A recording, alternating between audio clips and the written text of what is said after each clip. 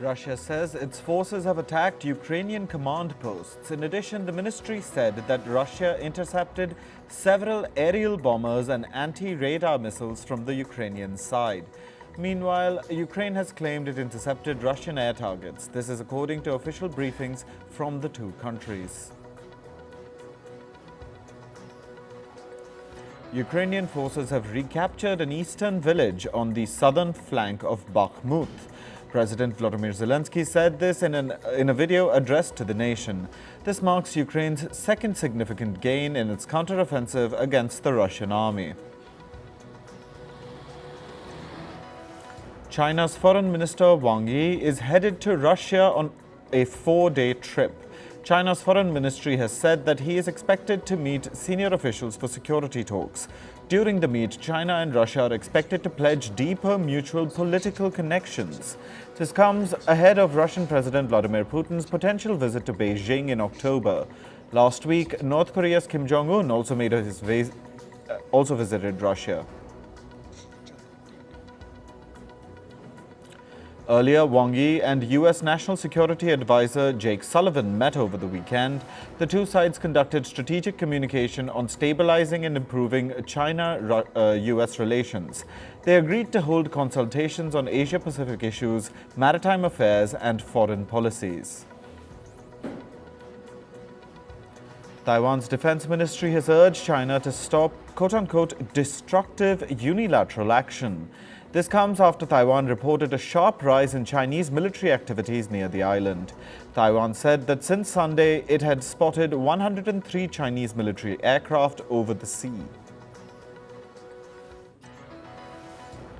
In India, a 5-day special session of Parliament has begun. Indian Prime Minister Narendra Modi kicked off the session with an address in the country's lower house of Parliament, or Lok Sabha. He spoke about significant historical events that have taken place in the premises of the old Parliament building. The House proceedings will move to India's new Parliament building from tomorrow.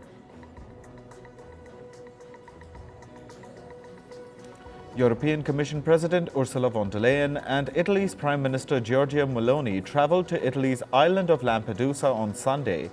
During the visit, von der Leyen promised an action plan to deal with Italy's migrant crisis. Lampedusa Island is struggling with a surge in migrant arrivals. Last week, more than 7,000 migrants landed on the island. That's more than the island's permanent population.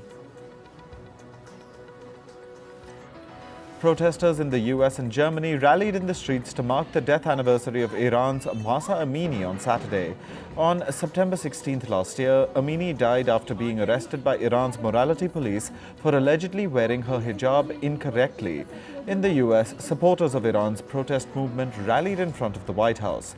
Meanwhile, in Germany, protesters held placards of Amini and other Iranians who have either been killed or are in custody. Thousands of Israelis marched through Tel Aviv during Jewish New Year on Sunday. They were protesting against Prime Minister Benjamin Netanyahu's controversial judicial overhaul. A crowd of protesters also gathered at Israel's Ben Gurion airport. This is because Netanyahu was due to fly to the US to meet President Joe Biden. Netanyahu's judicial overhaul plan has been a contentious issue. Critics say it takes away power from Israel's Supreme Court. A plane crashed in Brazil's northern Amazonas state on Saturday. 14 tourists on board the jet have died in the accident.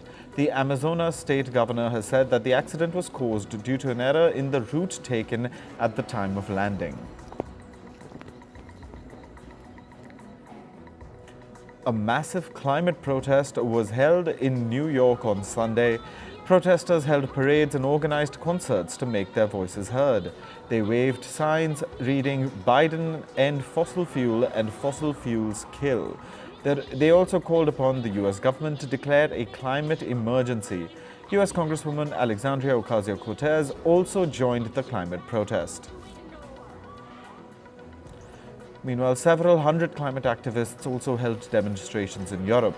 Protests were held in London and Edinburgh. People called for an end to the use of fossil fuels. Organizers said that the demonstrations were timed to coincide with the beginning of the United Nations General Assembly, which will be held in New York. Climate protesters in the German capital Berlin sprayed orange paint on the historic Brandenburg Gate. These protesters belong to a group called Last Generation. Around 14 activists carried out the protest as some of them sprayed paint on the monument using fire extinguishers. All the protesters were detained and now face possible charges for damage to property. Police officers have launched an investigation.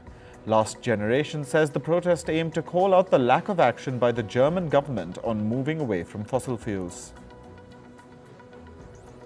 Swedish climate activist Greta Thunberg was charged on Monday with disobeying the police. This comes just 2 months after she was convicted and fined for the same offense. Soon after that, Thunberg and other climate activists from a group called Reclaim the Future blocked a road for oil trucks. Thunberg became the face of young climate protesters after she started holding demonstrations in front of the Swedish parliament. In Sweden, failing to obey the police can land a person in prison for 6 months.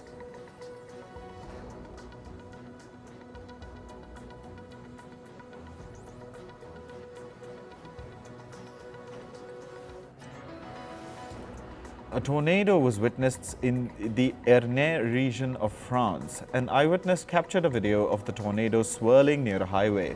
France's National Weather Service has issued weather alerts in several parts of the country. This came after Europe witnessed extreme weather in recent months. This includes torrential rains and deadly heat waves. A sudden and intense hailstorm battered several areas of the Spanish city of Valencia on Sunday. Eyewitness footage showed hail falling into a swimming pool in a town in Valencia amid gusts of strong wind. The storm reportedly caused significant damage to crops and agricultural infrastructure in several regions. Canada's Nova Scotia province witnessed the effects of Storm Lee over the weekend. The storm made landfall as a post-tropical cyclone on Saturday. Soon after, snow-like sea foam was witnessed at Lawrencetown Beach. Around 120,000 people in Nova Scotia were left without power. The storm knocked down several power lines and trees. Temperatures soared in parts of eastern Australia on Saturday. A heat wave is setting in just 2 weeks after the end of the country's warmest winter on record. The heat wave is expected to last until Wednesday. The temperature in Sydney is expected to surge past 30 degrees Celsius. Authorities have increased fire danger warnings for Sydney and surrounding areas. Crab fishermen in Cambodia are struggling amid warming sea conditions. According to reports, a spike in temperatures has become increasingly common in seas that fall on Cambodia's coastline. This has been the trend since 2010. Warmer and more acidic water affects crabs and their shell creation process. This has impacted Cambodia's fishing industry. A news report has come to light on flooded Libya. In the report, authorities were requested back in 2020 to invest in the infrastructure in the city of Derna to avoid flooding. This report comes just days after 2 dams burst in the region. This was after Storm Daniel dumped huge amounts of rain in the area.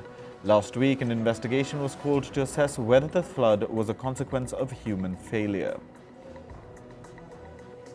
In business and tech news, share prices of China's embattled property developer Evergrande Group plunged 25% on Monday.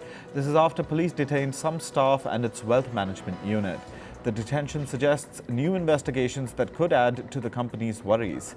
Evergrande is the world's most indebted property developer. It's the poster child of China's real estate crisis that sparked in 2021.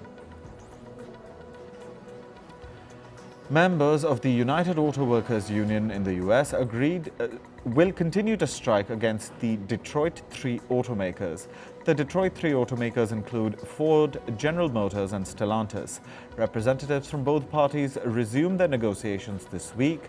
However, no immediate resolution is in sight. The strikes have halted production at 3 automobile plants in the American states of Michigan, Ohio and Missouri. Turkish President Recep Tayyip Erdogan has asked Tesla CEO Elon Musk to build a factory in his country. The talks were held during a meeting between the two at the Turkish house in New York. Musk is also set to meet Israeli Prime Minister Benjamin Netanyahu in California today. However, their talks would focus on artificial intelligence technology. This is according to Musk's post on social media platform X. Bankrupt trucking company Yellow has received an approval from the U.S. bankruptcy court. This is to sell its vehicle fleet by October. It owns approximately 12,000 trucks and 35,000 trailers. Yellow has set an October 13th deadline to sell off those assets. In August, the freight shipping company declared bankruptcy after a prolonged labor dispute. Carrie Tolstead, the former head of Wells Fargo's retail bank, has avoided prison time. This is related to the bank's fake accounts scandal. In March, Tolstead pleaded guilty to obstructing a government probe into misconduct. In 2016, it was revealed that Wells Fargo employees opened millions of accounts and sold products that customers did not want. This was to meet their unrealistic sales goals. Canada's Bank of Montreal is winding down its indirect retail auto finance business. The bank will shift its focus to other profitable areas. The company says this will result in an unspecified number of job losses. BMO says it's working closely with employees who will be affected with job cuts to provide support. The U.S. state of California has sued major oil companies. This includes giants like ExxonMobil, Shell, Chevron, and BP. California has accused the firms of playing down the risks posed by fossil fuels to the climate. It says the companies have caused tens of billions of dollars in damages. The oil firms have also been accused of deceiving the public through their actions. The European Commission will decide the fate of pharma company Pfizer's $43 billion bid for Seagen by October this year. The Commission may clear the deal after a preliminary review. However, if it has concerns regarding the purchase, a 4-month investigation may be initiated. If approved, this will be Pfizer's biggest deal. Japanese conglomerate SoftBank is reportedly looking for deals in the artificial intelligence space. Masayoshi Son, the firm's founder and CEO, is looking to invest tens of billions of dollars in the sector. Reports say SoftBank could also strike a partnership with ChatGPT maker OpenAI. This news comes after the blockbuster listing of SoftBank's chip-making unit, ARM. Video sharing platform TikTok has been fined $370 million. This is for allegedly breaching children's data privacy laws in the European Union. Ireland's Data Protection Commissioner has accused TikTok of breaking a number of EU privacy laws between July 31st, 2020 and December 31st, 2020. Moving to sports, we start with cricket. All hopes of a nail-biting 2023 Asia Cup final were dashed after Indian pacer Mohammad Siraj wreaked havoc, single-handedly demolishing Sri Lanka's batting order in the blink of an eye. Sri Lanka were all out for 50, with Siraj alone picking up 6 wickets for 21. Opening duo Shubman Gill and Ishan Kishan took just 6.1 overs to reach Sri Lanka's total. The men in blue lifted the cup, bringing home India's 8th Asia Cup title. India's match winner Mohammad Siraj donated his Asia Cup Final Player of the Match award of $5,000 to the Sri Lankan ground staff. The ground staff worked tirelessly throughout the rain-hit tournament.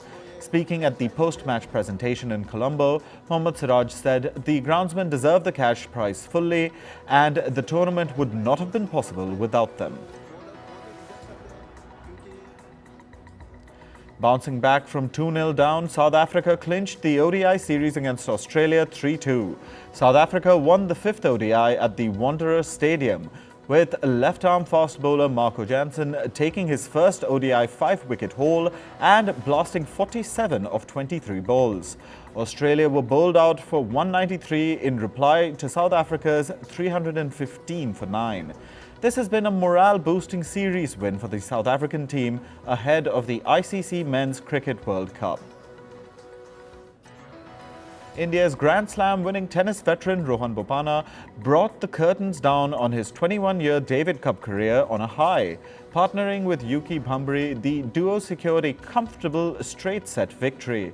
They raced to a 6-2, 6-1 win over Elliot Bechetrit and Younes Lalami Larousi at the mini stadium in Lucknow. In a touching moment, the 43-year-old draped the tricolour and laid his jersey in the centre of the court as the crowd applauded. The Bopanna-Bhambri win, along with Sumit Nagpal's triumph in reverse singles, allowed India to clinch the World Group 2 tie against Morocco with a final score of 3-1. On to football now, where one of the stranger jinxes in English football may be over. Arsenal ended their dreadful run at Goodison Park as Leandro Trossard's strike earned them a 1-0 win over Everton. Arsenal had lost on their previous 3 trips to Goodison, twice to out-of-form Everton teams. Trossard's precise finish gave Arsenal a 4th victory in 5 league games this season. Arsenal have 2 massive games over the next 7 days. First, they return to the Champions League with their first group stage match against PSV Eindhoven. And then Arsenal face one of their biggest domestic games of the season, the North London derby. Meanwhile, Chelsea were held to a goalless stalemate by Bournemouth. Chelsea's dismal start to the Premier League season has shown no signs of improving. Mauricio Pochettino's side have won just 1 in 5 league games this season. The team was booed after lacking any semblance of a cutting edge at the Vitality Stadium. The Blues are without a goal in their last 2 matches and have scored only 5 times in the league so far. A minute's silence was observed before the La Liga football matches in Spain this week. This was a mark of respect for the victims of the earthquake in Morocco and floods in Libya. A 6.8 magnitude earthquake struck Morocco earlier this month, killing over 2,900 people.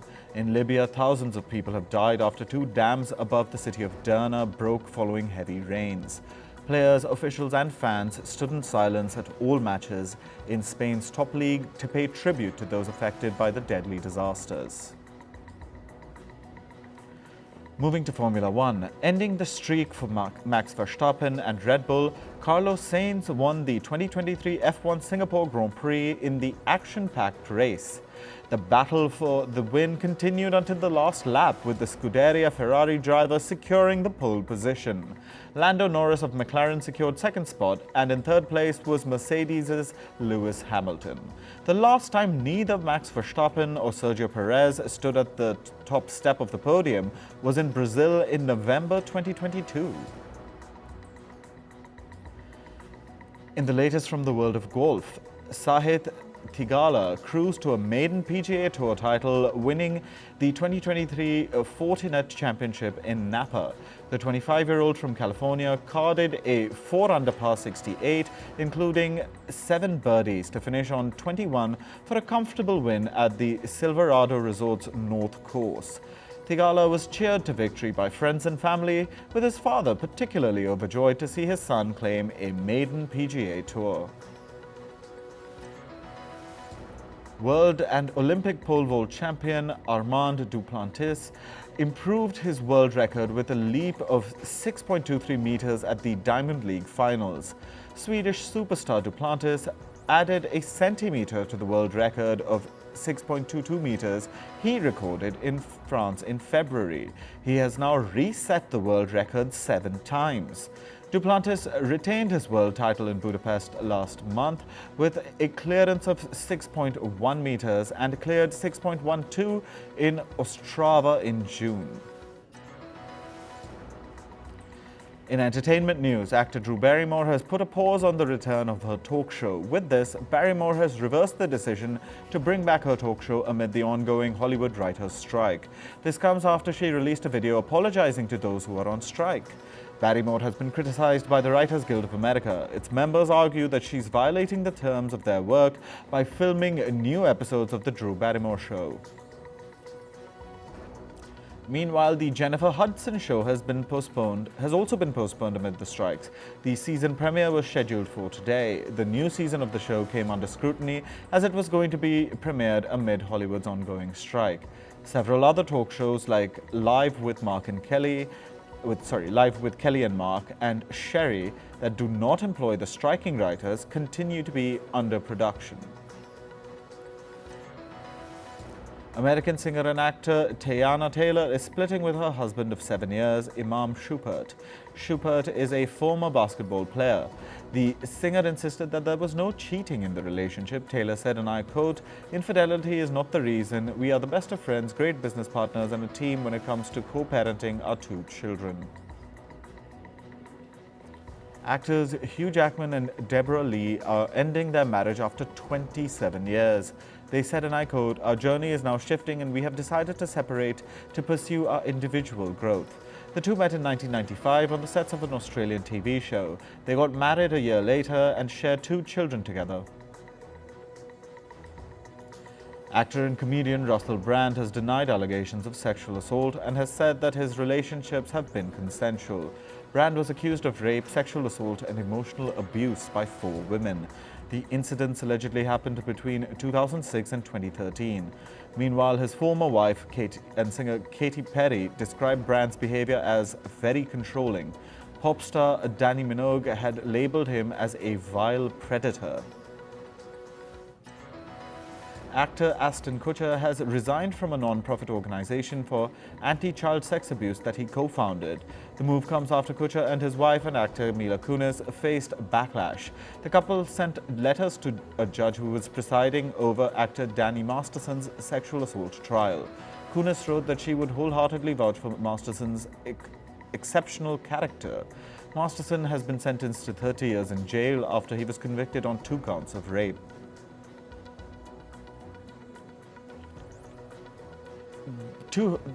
Tooheys, the family that inspired the 2009 film The Blind Side, have made a new revelation. Sean Toohey and Leanne Toohey have said that the adoption of Michael Oher was never planned. Michael Oher is a retired NFL player. According to court documents, the couple denied that they saw Oher as a gullible young man whose athletic talent could be exploited for their benefit. The document alleged that the Tooheys explored a conservatorship option so Oher could play football. Singer Selena Gomez shared new selfies with her BFF Taylor Swift on Instagram.